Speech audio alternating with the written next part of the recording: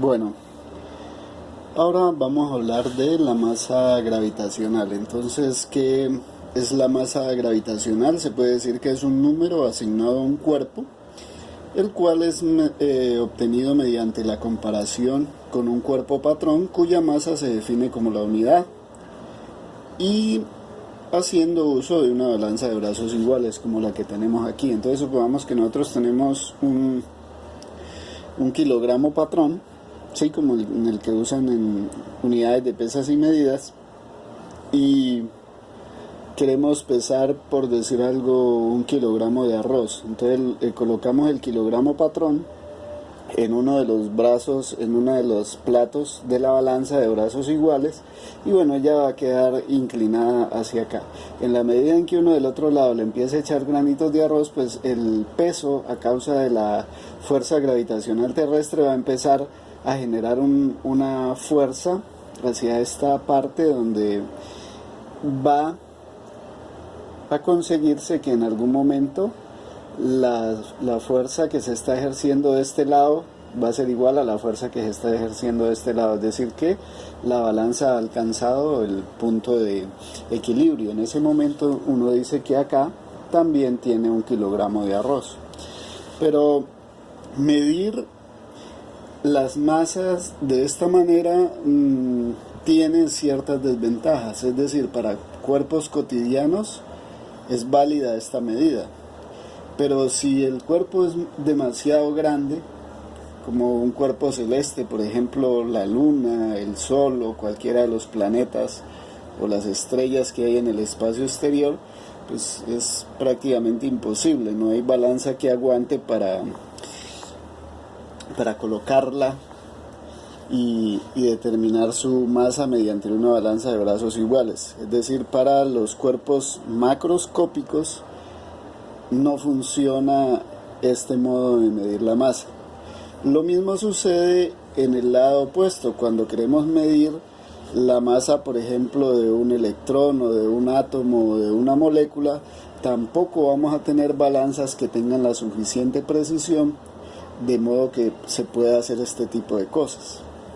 Entonces, pues digamos que este modo de medir la masa, que se denomina masa gravitacional, va a ser útil para medir la masa de cuerpos de tamaños cotidianos. Y cuando me refiero a tamaños cotidianos, pues es que no sean ni muy pequeños ni muy grandes. Por ejemplo, en el extremo de los cuerpos grandes que de alguna manera podemos pesar, digamos un tractocamión.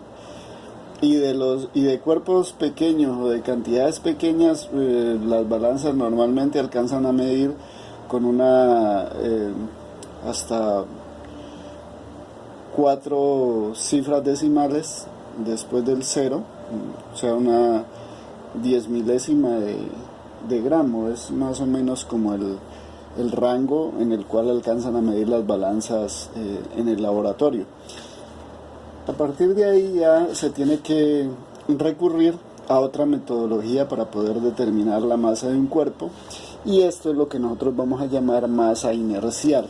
Entonces, ahora supongamos lo siguiente: supongamos que en el laboratorio tenemos una balanza que tiene una capacidad máxima de medida, digamos, de 400 gramos, y que nosotros tenemos una bola de billar grande y una bola de billar pool que es más pequeña. Supongamos que la masa de la bola de billar pool sabemos que no supera los 400 gramos, que es lo máximo que se puede medir con la balanza del laboratorio. Entonces vamos y la pesamos y determinamos la masa de la bola pequeña, es decir, esta la vamos a conocer mediante la balanza, ¿sí? Es decir, que la estamos determinando mediante masa gravitacional prácticamente. Pero ahora tenemos el problema de que nos dicen que la bola de billar pesa más de los 400 gramos que alcanzo a determinar con la balanza que tengo en el laboratorio. Entonces ya no voy a poder medir la masa de esta de manera gravitacional. Entonces, ¿qué podemos hacer? Llevar, por ejemplo, esas dos bolas a una mesa de billar y pedirle a dos personas que con el taco les peguen de tal manera que luego las hagan chocar. Es decir, que la primera persona le pega a esta bola de tal manera que le imprime una velocidad v1i, y la segunda persona le pega a la bola grande de tal manera que le imprime una velocidad v2i. Luego se determina después del choque, con qué velocidad sale la bola 1, que voy a llamar la velocidad v1f, y con qué velocidad sale la bola 2, que la voy a llamar la velocidad v2f. Este tipo de situaciones las podemos hoy en día grabar muy fácilmente mediante un celular, por ejemplo, y luego procesar con Tracker Physics, y podemos saber la velocidad antes del choque y la velocidad después del choque en cada una de los cuerpos que hice colisionar. Bueno, ahora vamos a mirar, ya teniendo, digamos, haciendo eso, nosotros vamos a poder conocer el vector velocidad inicial, el vector velocidad final en ambos casos, y vamos a mirar cuánto cambió la velocidad de la bola 1 y cuánto cambió la velocidad de la bola 2. Para eso, ¿qué debemos hacer? Como vamos a comparar, pues lo que tenemos que hacer es hacer una resta de vectores para poder mirar cuánto cambió la velocidad de la bola 1 y cuánto cambió la velocidad de la bola 2. Entonces, si hacemos el procedimiento de la resta de vectores, sabemos que colocamos cola con cola en ambos casos, y vamos a encontrar que cuando haga delta de la bola 1, delta de la velocidad de la bola 1, sería un vector como este, y el cambio de la velocidad de la bola, aquí tengo un errorcito, este es de la bola 2, sería este, gráficamente, ¿verdad? Nosotros, pues, con el tracker lo que vamos a tener son las coordenadas en X y Y aquí pues simplemente lo estoy representando de una manera pictórica. Bueno, ¿qué se ha encontrado en los diferentes experimentos que se hacen de este estilo? Y en general, en cualquier tipo de choque, lo que se encuentra es que si se hace se encuentran estos deltas de las velocidades, y luego se le encuentra la magnitud a cada uno de esos vectores. Es decir, yo mido qué tan largo es este vector y qué tan largo es este vector, y luego hago la división entre ellos. No importa cómo haya lanzado las bolas, o sea, puedo lanzar las bolas y al hacerlas chocar, puedo lanzarlas de diferentes maneras, con diferentes velocidades, con diferentes ángulos, y luego hago esta operación. Determino la magnitud de cada vector y luego, digamos, hago la división de la magnitud del cambio de la velocidad que sufrió uno entre el cambio de la velocidad que sufrió dos, y siempre me va a dar el mismo resultado, es decir, el mismo número. Ese número no va a cambiar. Por otra parte, también se ha observado en los diferentes experimentos que se han hecho, que el cambio que sufre la velocidad de la bola más pequeña es más grande, de la bola menos masiva es más grande. O sea que entre la masa y el cambio de la velocidad hay una proporcionalidad inversa. O sea, la bola más grande cambia menos su velocidad y la bola más pequeña cambia más su velocidad. Entonces eso lo podemos representar mediante estas dos proporcionalidades. Ahora, si nosotros combinamos esto, vamos a poder llegar a que el cambio que sufre la velocidad de la bola 1 dividido entre el cambio en la velocidad de la bola 2 va a ser igual a la masa 2 sobre la masa 1. Entonces, miren, nosotros pudimos medir experimentalmente esta cantidad y esta cantidad. Entonces nos queda solamente desconocemos la masa 2, y ahí pues simplemente pasamos acá a multiplicar y ya con eso obtendríamos la masa 2. La manera en que hemos medido la masa sin necesidad de tener que subirla a una balanza, esa masa que hemos obtenido con este procedimiento, es a lo que denominamos masa inercial. Afortunadamente,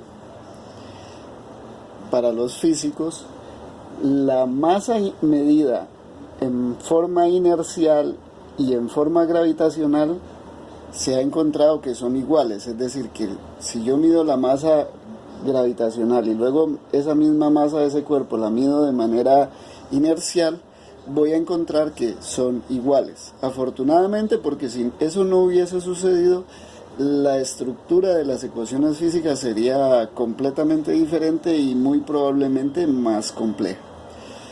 Bueno, ahora vamos a hacer lo siguiente. Bueno, aclaro esto, ¿no? Este delta de V sub 1 entre barra, recordemos que es la magnitud. Ahora esa magnitud yo la puedo representar simplemente así, le quito la flechita al vector y ya sabemos que esto es magnitud también, ¿no? Son dos formas de representar lo mismo. Para aclarar que estos son escalares. ¿Listo? Bueno, entonces ahora ¿qué pasa? Si yo paso a multiplicar esta masa 1 al delta de V1 y paso esta a multiplicar M2, se me va a conservar la igualdad. ¿Qué es lo que está sucediendo en esto? Simplemente vectorialmente lo que me está diciendo es que cuando yo multiplique por la masa 1, este vector, como esta es la masa pequeña, se me va a hacer más corto. Y cuando multiplique por la masa 2, este vector, como la masa es más grande, va a hacer que el vector se estire un poco. Y este se encoge y este se estira, pero de tal manera que cuando compare los resultados de esas multiplicaciones, me van a dar vectores iguales, solo que van a estar en sentidos opuestos. ¿Sí? Entonces, bueno, de esta ecuación escalar obtenemos esto. M1 por delta de V1 va a ser igual a M2 por delta de V2. En el caso vectorial, o sea, ya cuando introduzco el carácter vectorial, mire que aquí estoy solamente comparando las magnitudes de los cambios en las velocidades, nada más. Eso es importante que ustedes lo tengan presente, ¿no? Cuando se está trabajando con un vector y cuando se está trabajando con un escalar. Y eso va a ir incluido en la simbología, ¿no? Bueno, ahora, cuando yo ya comparo estos vectores, pero de esta manera, o sea, introduzco el carácter vectorial, entonces voy a indicar que cuando multipliqué M1 por delta de V1 me dio un vector que se hizo más corto, y cuando multipliqué M2 por delta de V2 fue un vector que se hizo más largo, pero tan largo como este se acortó, es decir que me dieron dos vectores que miden lo mismo, pero que están sobre la misma línea. Mire que a propósito yo los dibujé sobre la misma línea, es decir que tienen la misma dirección, pero tienen sentidos opuestos. Entonces de aquí sale, en el carácter vectorial va a salir un signo menos. Bueno, este producto sugiere la introducción de una nueva cantidad que vamos a llamar cantidad de movimiento y que ampliaremos en el próximo vídeo.